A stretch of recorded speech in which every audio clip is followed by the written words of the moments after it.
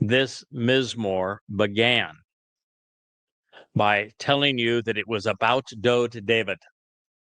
And then it continued by saying that God was doing marvelous things as a result of the greatest admiration and respect that he had for Dode's nefesh soul, and that the redemption of Yisrael is predicated upon their response and their reverence and respect for the soul, the nefesh of Dode David. And then it continues by saying that God's not going to quarrel with you forever.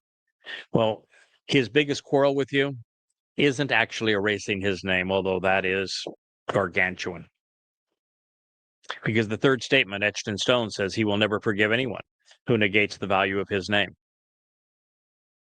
So that is a litmus test that is a hard stop that says if you're not willing to accept and use Yahweh's name, you have no place in heaven, no place in his family, that you cannot be saved. In fact, you have guaranteed that you will not be saved. But his biggest quarrel isn't actually his name. His biggest quarrel is his son and how Jews have denied him. The prophets are clear that Dode told you exactly when he was going to arrive in Jerusalem in year 4000 Yah 33 CE to fulfill Pesach Matzon Bakodim, explaining everything through the revelations in Daniel 9. And then he, 1,000 years before he endured crucifixion, he explained that he would die his body would die as the Passover lamb in fulfilling Pesach by way of crucifixion, writing a first-person account, a first-person witness of crucifixion and how it kills 700 years before crucifixion was even invented. He told you he was going to do these things, and you ignored him, and you rejected him, and you still don't accept it.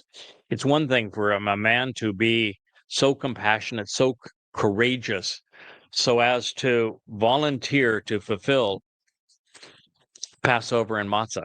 Passover as the lamb crucified by the Romans, matzah with his soul carrying our guilt into Sheol to perfect us so it's never seen again. But it's one thing to do those things, which he did.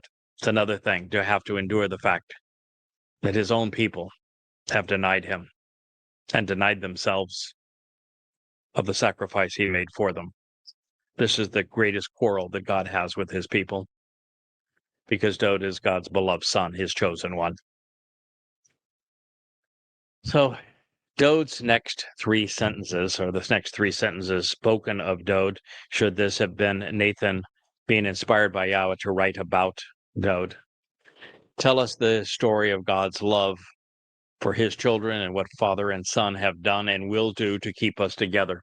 They speak of love beyond our comprehension, of mercy so far-reaching our rebellious nature becomes as distant as light is from darkness, as 7 dimensions are from 3, and as different as the sun is from the black hole of Sheol.